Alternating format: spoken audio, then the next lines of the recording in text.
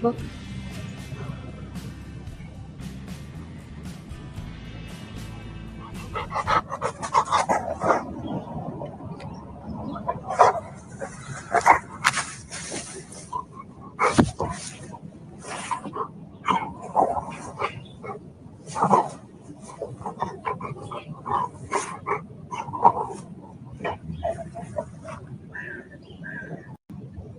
Look.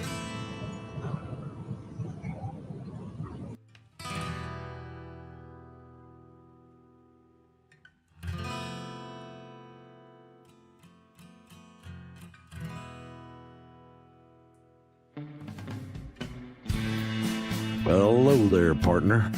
Go on and hang up your hat, grab yourself a whiskey, and pull up in the easy chair. We're coming off the range of 9 to 5s with a whole herd of news stories that we've been steaming over like a cow patty in the Texas heat. As they say, the chickens are finally coming home to roost. And we're here to ruffle some feathers and ensure accountability ain't just a concept, it's reality. It's that time where the day's drama casts its longest shadow. So let's light a candle to the chaos of current events, the whirlwind of politics, and the tangled webs of corruption that we find ourselves entwined by. It's time to ramble our way into the twilight. Welcome to Sunset Rants.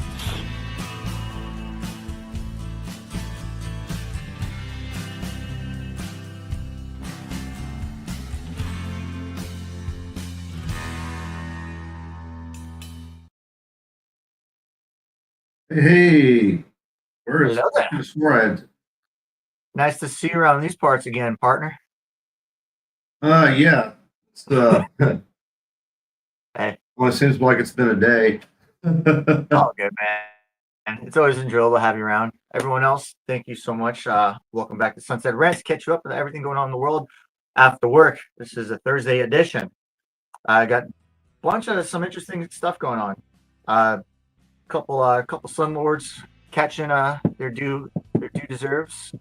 Got some people taking a nice cold bath. You know, got a Yeah. couple know what's gonna happen with them. So for those who don't know, producer, he's been with us this week. You know, everyone's got a life, so he'll be helping us. D should be back on Tuesday. Knock on wood.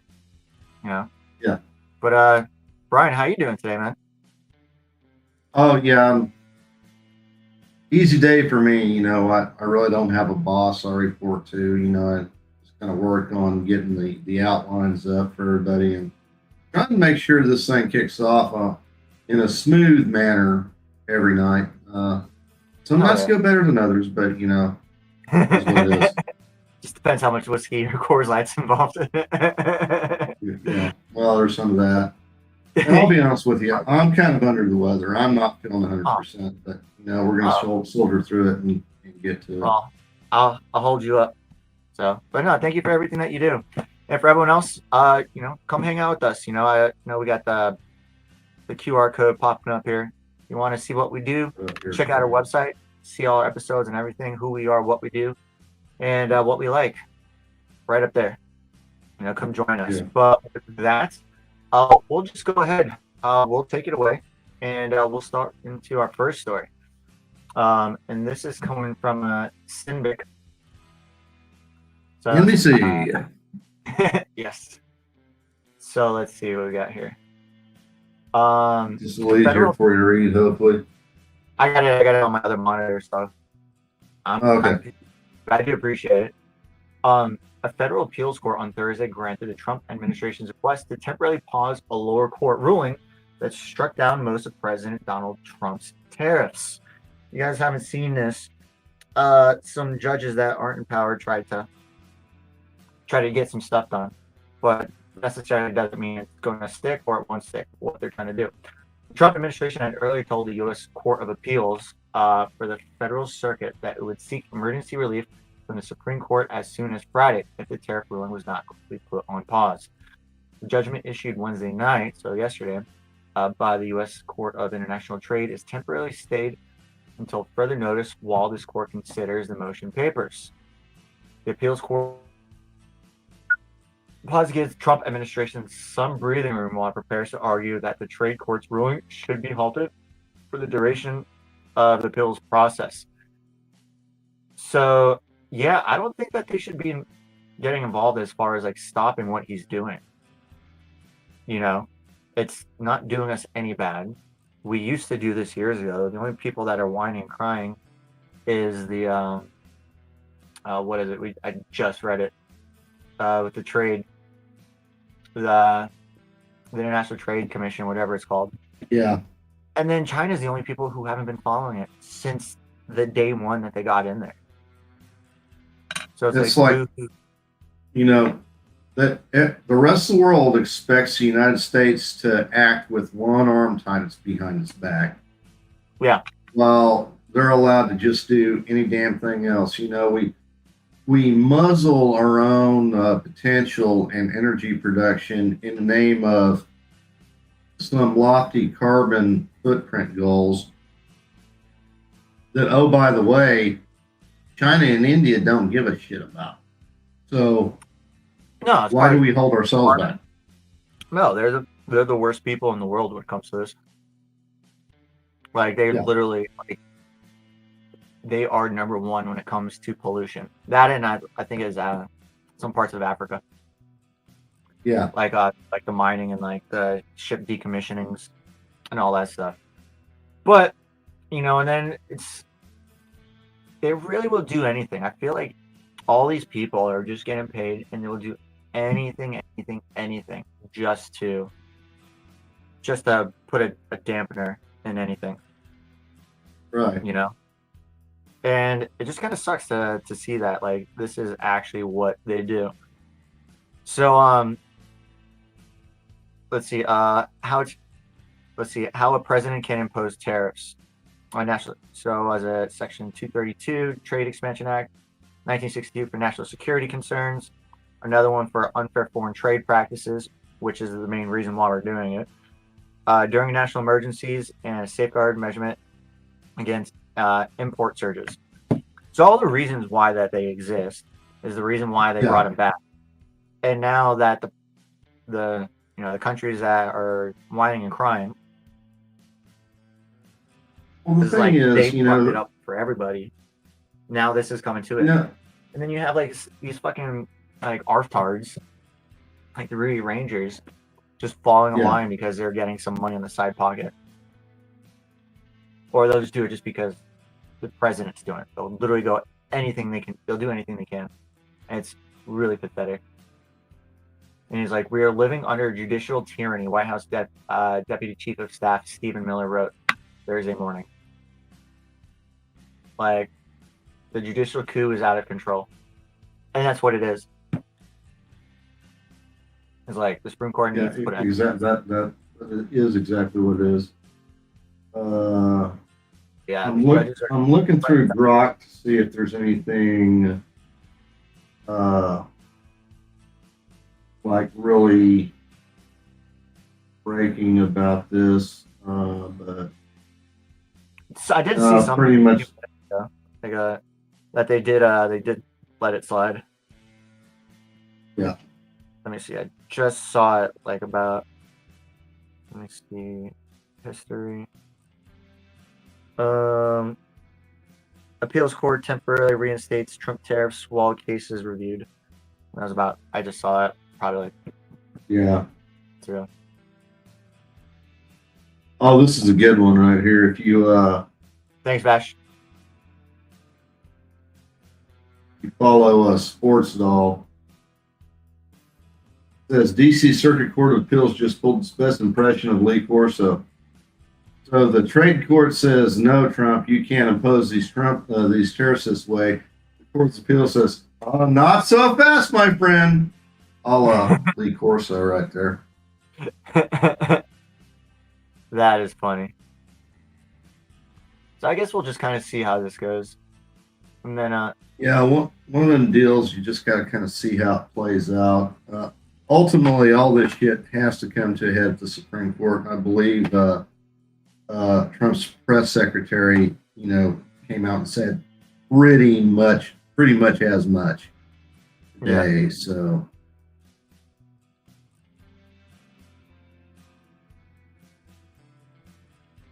righty. You okay there, Tay? Yeah, am I frozen? Yeah, your camera's frozen a little bit, at least it is for me. Oh, well, Okay. we'll Yeah. drop. No, Bash. Yeah, Bash said something. Yeah, no, I came to my parents' house, and so I'm running off of a different Wi-Fi network, two different things. So Gotcha. it's Gotcha. yeah, going off onto things where courts suck. Let's jump into the next one, and this one is going to be coming from Fox News.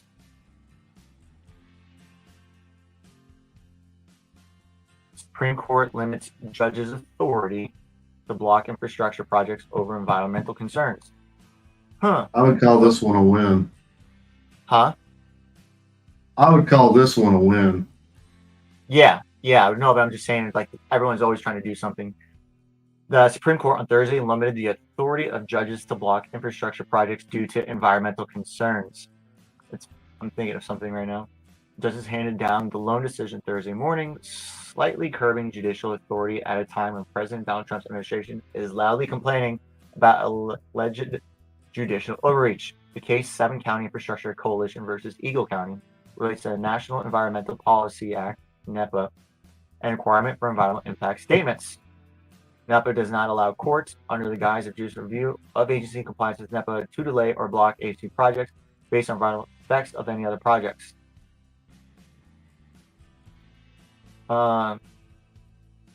Cool. Easy decision. 8-1 ruling. And then Kavanaugh, let's see. Kavanaugh went on to state that agencies should not be expected to consider the environmental impact of any project aside from the one they are currently working on, even if the environmental impacts might extend outside the geographical territory. Stick to what you know and stick to what you're doing. I think that's fair. I don't. This ruling really shouldn't come as a surprise to anyone who's been watching this version of the court. Last session, this session, they've consistently handed down decisions that kind of hamper and restrict the bureaucratic state. And it's entirely consistent. And I think they're getting it right. No, I'm for this. I think it's fantastic.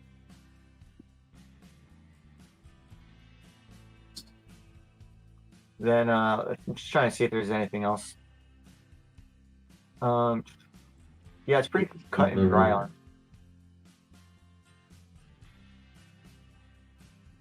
See, I'm all for like the environment. I'm all for like saving stuff.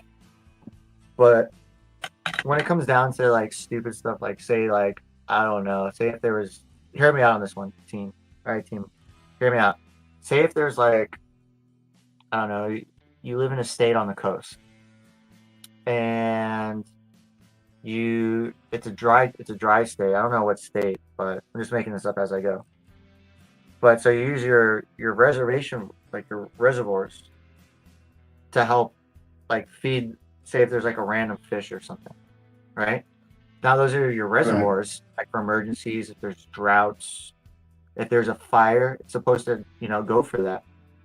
So then you dump all your water, and now like, say this said city was like one of the oldest cities in the nation, and it's massive and it's in a drought, and the whole city burns down because you dumped all your water into the ocean for these little tiny bait fish. Imagine if that would happen, if something like that could happen. You're talking about Pacific smelt and why California is consistently in a fucking drought. Is that what happened? Wow. Pretty much. Man, I really nailed that one on the head. So it's stuff like that. Like that. But think about it like this. The Hoover Dam basically makes civilization possible in the entire southwestern United States. Right? Yeah.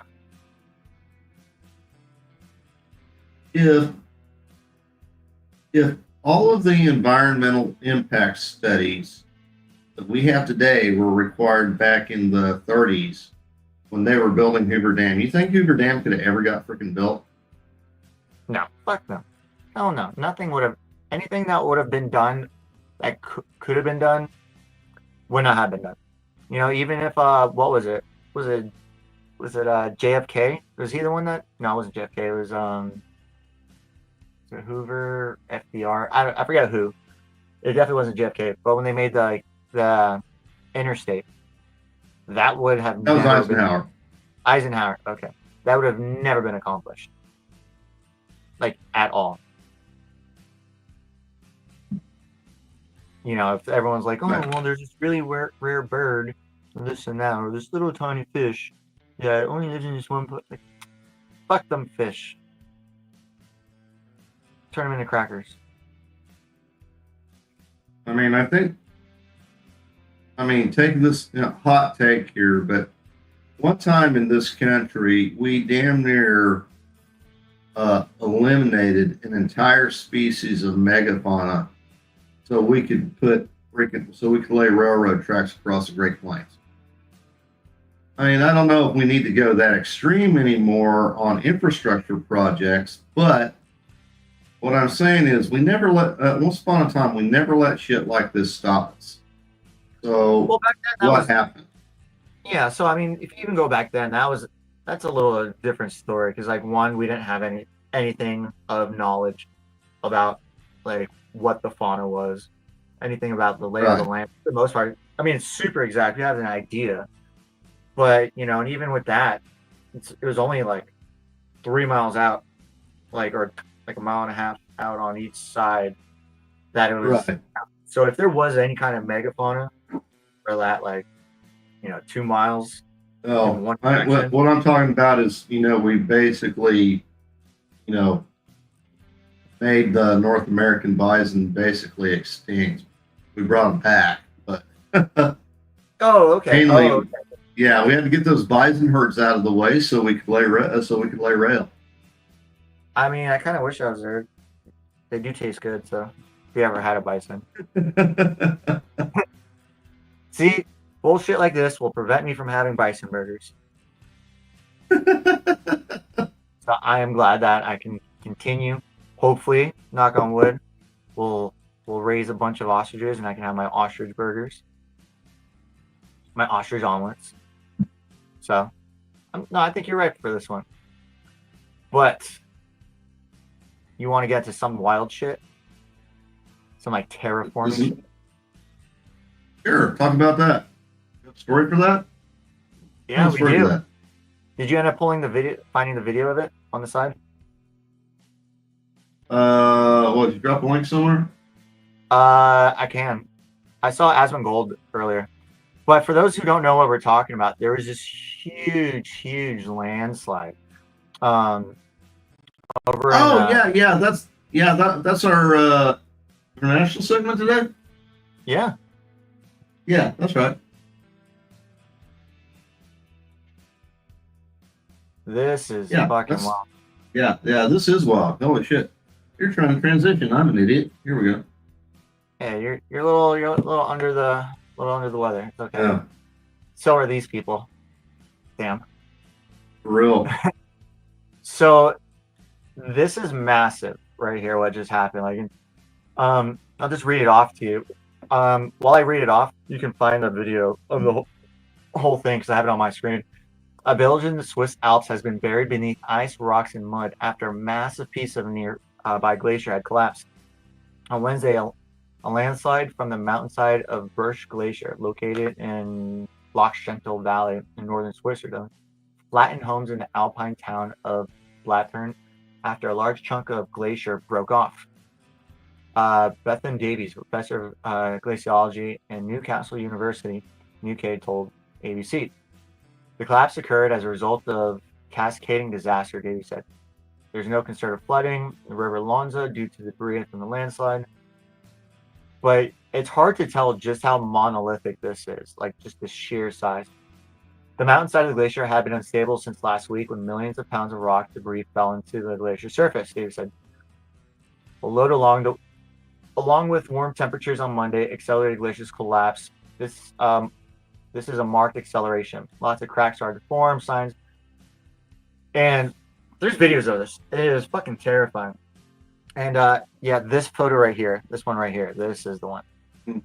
This just shows just Side by side here. Yeah, before and after. And it is brutal.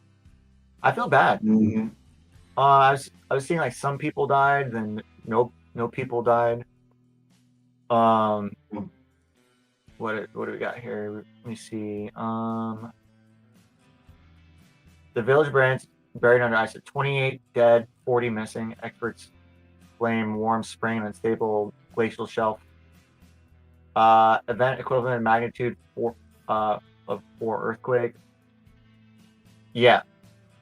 So that's all the melted water now.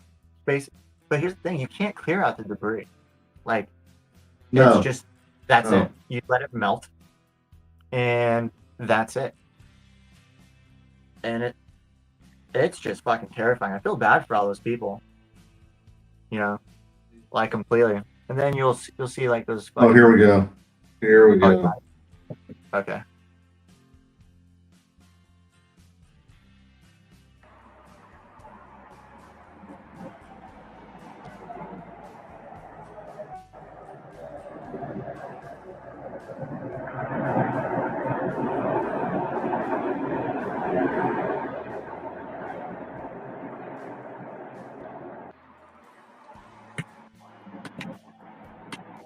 You know, this really reminds me a lot those old videos of Mount St. Helens. You know, because they had cameras there. Yeah.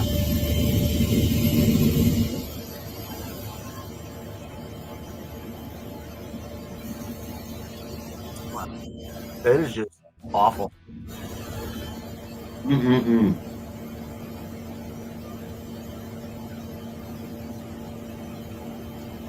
I'd yell out from the helicopter, "You can't park the car there." But just this sheer devastation. Like this is, some people are like, oh, this is a good one right here.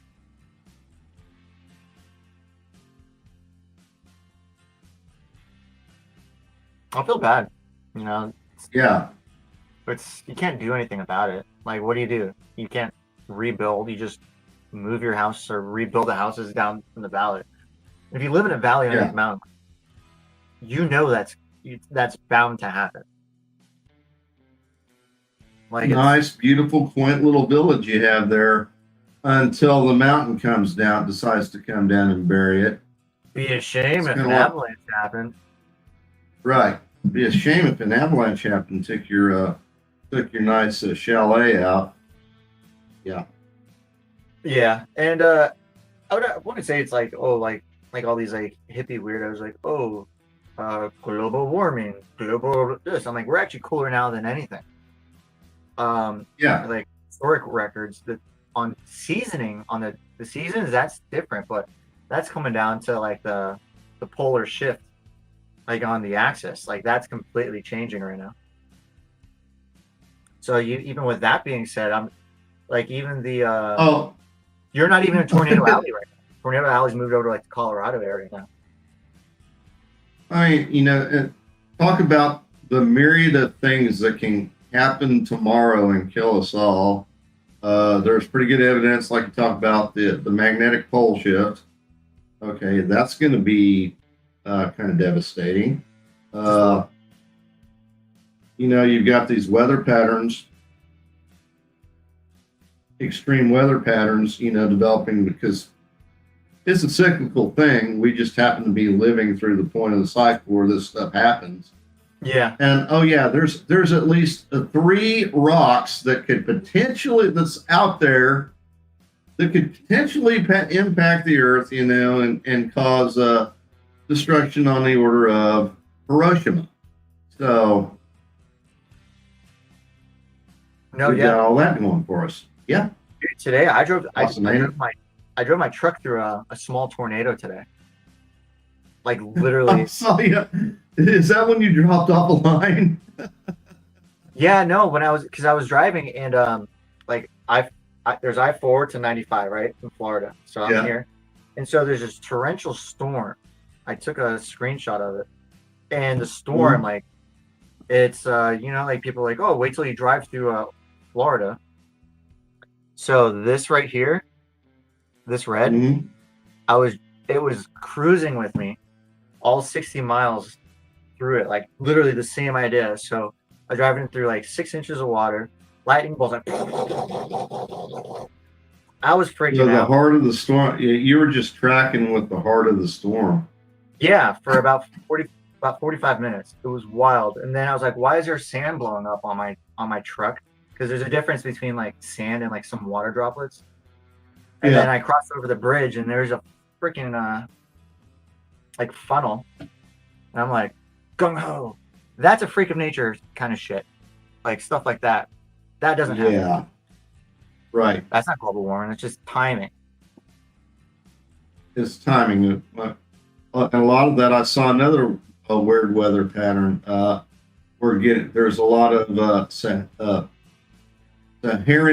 Saharan desert dust that is making its way across the Atlantic, and it's impacting upper atmosphere here in North America. And also, we've got wildfire season again up in Canada, and guess what the smoke from that's doing? That's why, yeah. I don't know. Tell me. Kind of cooling everything down. Oh, okay. Probably adding, yeah. But it's, what's wild for me that kind of annoys me is every year people are like, oh my God, the Sahara dust is coming over. I'm like, it's been doing it for 5,000 years. What the fuck are you talking about? It's a cyclical weather pattern. It's every year for the past 5,000 years. And the only thing that's been changed is the axis of what the planet does. And that's cyclical, right. Just like it's like, come on, you bunch of dummies. But no, I just thought this one was cool. Like, I mean, obviously it's terrible. No, yeah. I wonder if they even have to have homeowners insurance. I would assume that they do, because like those are one of the towns that'll get like 12 feet of snow and stuff every winter. As I was reading through the story, I could see, they knew something bad was about to happen and soon. I wonder how many people heeded the warnings and at least got out of there with their lives. I mean, property's unrecoverable most likely, but oh no, it's at least gone. Getting out of there with your life is the most important thing. Yeah, it's literally just rock and ice and water. Like it's just like that's just whatever's in its way is destroyed. Like that's it. It's non-existent. It just becomes matter at that point. Rearranged atoms. But that's a good point that you're saying is like they did have an idea, as loosening up. But when you live in the mountains, like like when you live in like a town like that, like the town knows when something's happening. You can hear the cracks in the ice like reverberate through the valley. The weather, you can tell just by looking at it. It's just normal stuff. Like I'm sure like for me here in Florida or for you over in Kentucky, there's certain things that that other people wouldn't know if they weren't from there. It's like this time of year when the weather goes dead calm, I get really worried. Yeah, I was I think I was having that. I think I was talking with. Was it D? I was talking about. Was it D? No, it was one of my friends. Me and her were talking, and it's supposed to be like this summer is supposed to be like the wildest one in a long time. Yeah. God forbid. I really hope it's not, especially because like people up from like your side of the states. But it's just part of the process, man. It's a forever changing planet. Oh yeah. But what do we got next after this? Oh, we got a hero story here. This one's a couple of weeks old, but I saw it online. I'm like, yeah, we need to talk about this. Comes out from NBC News. Marine says he tackled an unruly man accused of trying to open an exit door on an international flight. Passengers trying to open the exit door on a flight from Tokyo to Houston, causing it to be diverted to Seattle, officials alleged. Oh yeah. Okay. Jody Armenitrout was sitting in an exit row on Saturday's All Nippon Airways. This comes from May 27th. So this story isn't that old. Okay. All Nippon Airways flight 114 traveling from Tokyo to Houston when he noticed a man was acting strangely. Armenitrout, a sergeant major who has served with the Marines for over 20 years and is based in Japan, has been trained to be vigilant, as Marines are. He said he saw the man take a backpack from to one of the bathrooms, then come out to another bathroom, and then to another bathroom. I'm going to scroll on the screen here. He came out of that one again and pacing up and down the aisle, so that just threw my radar on. Armenitrout said 50 said in a phone interview. This does not look like a man I want to fuck with. No, I'm literally looking at him right now. Yeah. You just, yeah. Yeah. But then Armenitrout said he saw the man eyeing up the emergency exit right next to him. Armenitrout said he stood up, put himself between the man and the exit door. When the man turned around, he ran through the plane's galley and darted the exit door on the opposite side, Armenitrout said. And he needed seconds to act. He grabbed the strap around the door, pulled it off. About that time is when I took him and slammed him, put him on the ground, Armenitrout said. And there was an older gentleman sitting on the side that woke up and got up and kind of helped me. Basically, long story short, bottom line up front, they got on the ground. The air crew helped. They got him zip tied up. They sat him in the damn corner, duct taped into a seat. And he rediverted the flight to Seattle, where authorities were waiting, and the man is being observed, for psychiatric help. So, good. And if I'm flying, and I don't ever want to fly again, I can't think of any reason why I would ever need to get on another damn airplane again in my life. If I ever do, I hope there's a Marine NCO on the plane. It's unruly. I don't blame you at all. Like, I fucking hate planes, especially over the past year. Like, my phobia is definitely but good. I'm glad to see stuff like this. Did now from his photo, can you identify like any of those badges?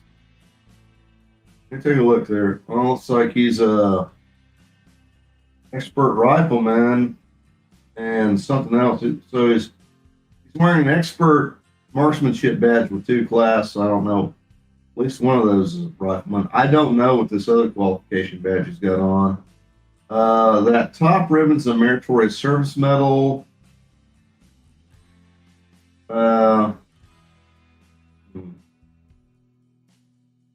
I'm not seeing any Valor awards. I'm sorry. That one's hard to get. MSM. I'm sorry, that's not an MSM. That is a. Is that a Bronze Star or is that an MSM? I'd have to look. I don't care. The Marine Corps tends to be a lot stingier with their awards than the Army is. And the rank the man has on his sleeve and his jaw and the look in his eye, that tells me everything I need to know about him. Don't fuck with him. Sergeant Major. Yeah. Good for him. Good for him. And then, all right, what do you want to do next? We'll just go ahead and. I always travel with my Marine NCO. Yeah. Daniel. We'll just go ahead and follow the outline. You guys ready for some nightmare fuel? I figure this one's pretty nightmare fuelish. Let's do it. Time for.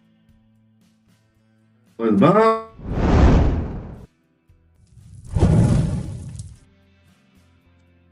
There you go. Wait, this one looks different than the one I saw. I adjusted it to try to make the grin a little more eviler.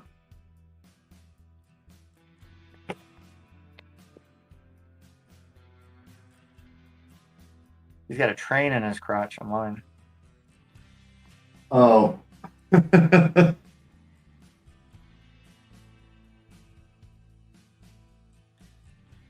Yeah.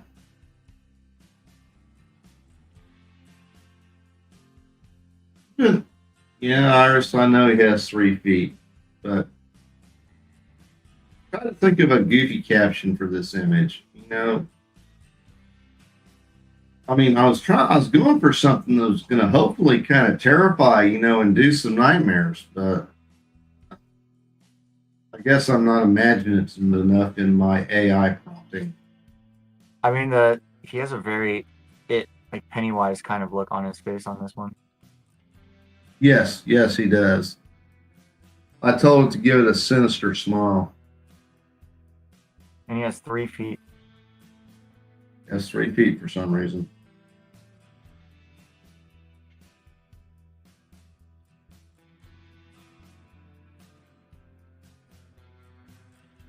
Why is he sitting on the model train tracks? Nobody knows. He just is. Because he's an evil clown. Yeah. Evil clown doing evil clown shit. His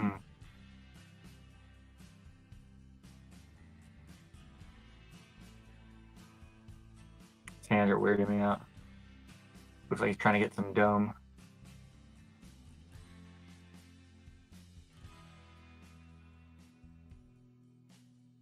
What do we got?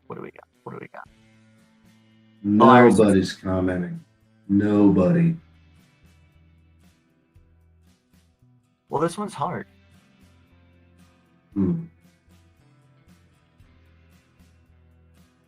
So, if you guys are tired of seeing lame images that I generate in this segment, go ahead and join our Discord. We've got an AI image dump. Use your favorite Dolly, Canva, whatever. Generate us some really, thought-provoking or nightmare fuel-inducing images, and yeah. Here we go. Thank you, Iris. Thank you. You might end up winning by default tonight, man.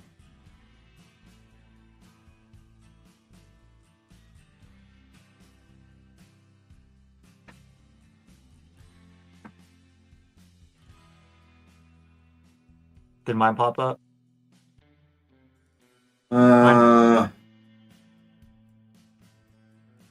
See. Which Twitter did you post in? Did biddies or AKs? Because I'm not seeing it in either one. I want to watch both. I'm at the one that AK put. No, I'm sorry. I'm in Valley Girl. I'm watching Valley Girl's Twitter. Okay. No, okay, yeah, no, I'm on AKs. Okay. I'm not seeing yours in AKs. I'm watching AKs as well. What the hell? But I was like, Ronald's ready to give you the choo choo make it gangbang.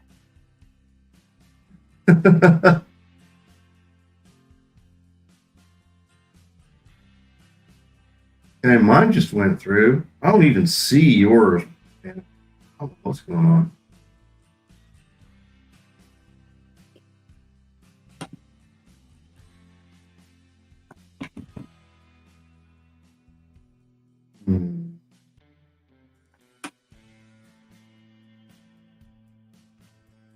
Yeah, Josh. You know what? I am. This segment is dead, or it's on live support. I'm ready to pull the plug, declare Iris the winner, and move on to the segment that we didn't do last night. Yeah, let's do it. Which one's that? Okay, Iris, congratulations. You win tonight. Clown derail. Yeah, let's go. All right, so go ahead. We'll switch gears, get this off of here. Move up to the next story. This one comes at you from the New York Post. this out of the way. We'll share this tab instead. Pull that up. Go full screen. This was a something different segment that we dropped for time last night. So this is one that I thought could have been a Babylon Bee freaking head. I saw this. Yes, I think you're right on this one. Our Harvard business professor, sorry, stripped of tenure, fired for manipulating data on studies. Dishonesty. Can't even say it. I can't even keep a straight face on this. A renowned Harvard University professor was stripped of her tenure and fired after an investigation where it found she fabricated data on multiple studies focused on dishonesty. Francesca Gino, celebrated behavioral scientist at Harvard Business School, was let go from school's top governing board, determined she had tweaked observations in 4 studies so that their findings boosted her hypotheses. Deviation News reported. Harvard administrators notified business faculty that Gino was out of a job in a closed-door meeting this past week, the outlet reported. So the Minister of Honesty got fired for being dishonest. Yeah, this is. If you don't read the caption, you'll miss it. Francesca Gino, a celebrated behavioral scientist at Harvard whose work has focused on dishonesty, was fired by Harvard last week. There's irony to that. There is. So does it go on to say like what it was, like what actually happened?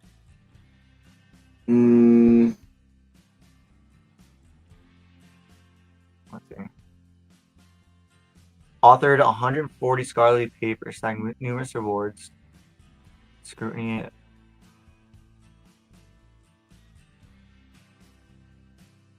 Wow, so she made her entire thing off of.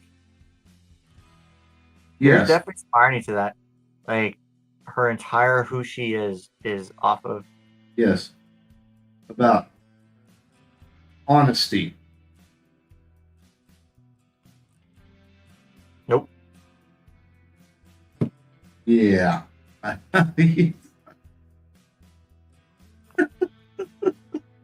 No, that one. You want to go to let's see, what do we got here? Let's go to the Bronx landlord. That's a feel good story. The Bronx landlord? Yeah, from NBC News, the local focus, right after the international news.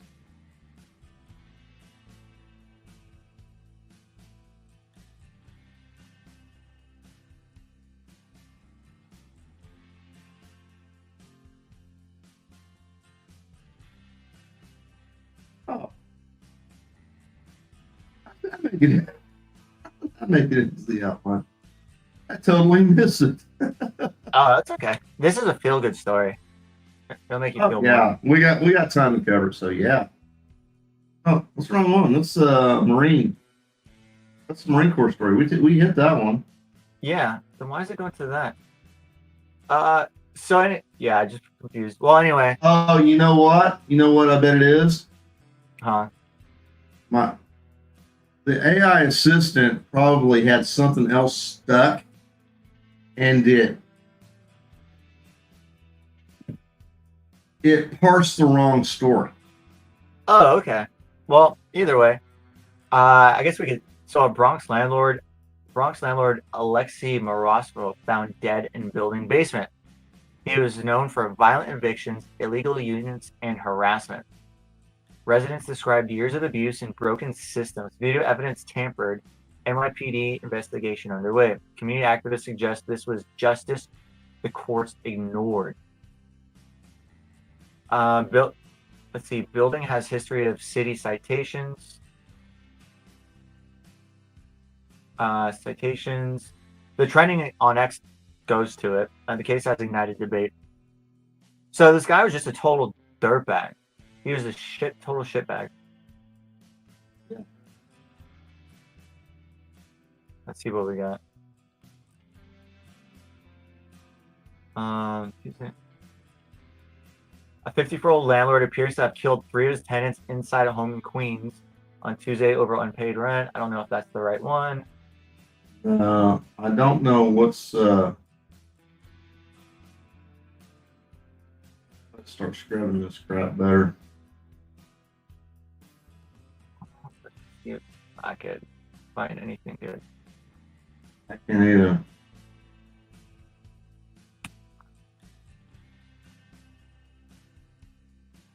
Yeah, I don't know what's up with that.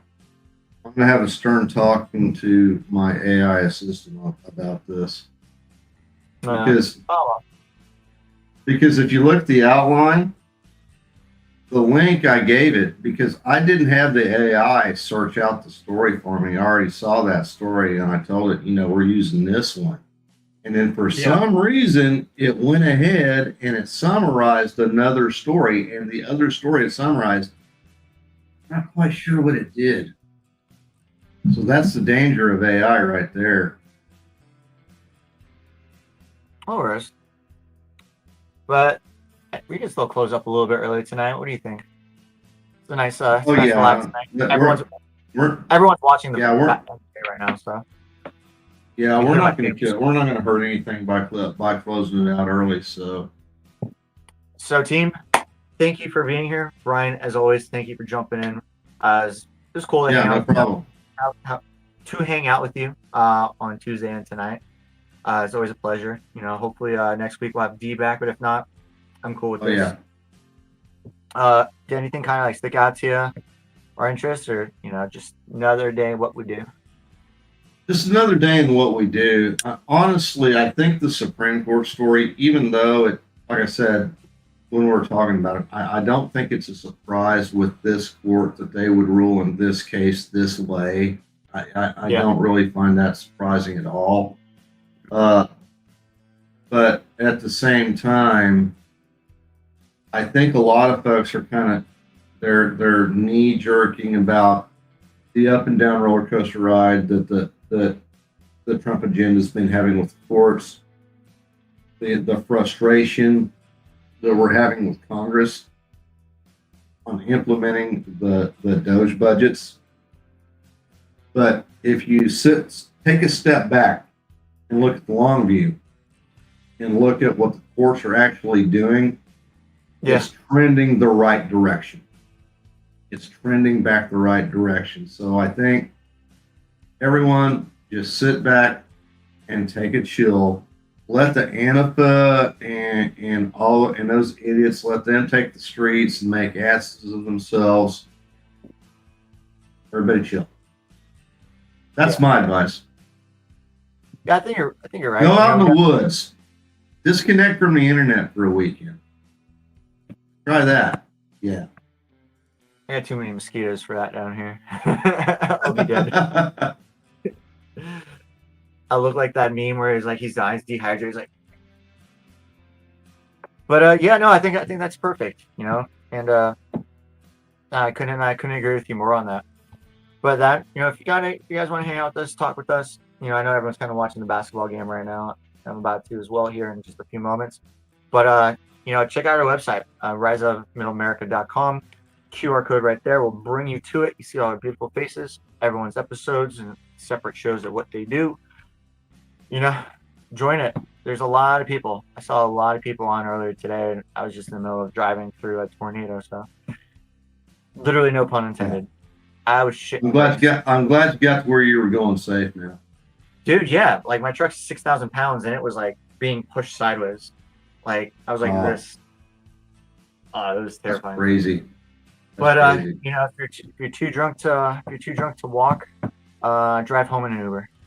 It's the best thing I could say for this weekend. And stay safe. Definitely stay safe, y'all. Hey, stick around this channel tomorrow night. You'll Sapo Friday with Fluffy. You never know what his crew's gonna come up with, and Then back here Monday evening for the Sunset Rants and the Fallen Rum Nation on Monday, Wednesday, and Friday. Too many things for me to think of off the top of my head right now, and Okay, I'm Bob. ready to. All good. Yeah, take some medicine and get some sleep. But till then, we will catch you next Tuesday at 9 o'clock. Please be safe. Enjoy your weekend. Spend some time with your family and take a shot of whiskey from me. Catch you then. Take care. Cool. So I got to thinking, there's MAHA, Make America Healthy Again. MAGA, Make America Great Again. But what we really need to do is make America follow the Constitution again. Motherfucker.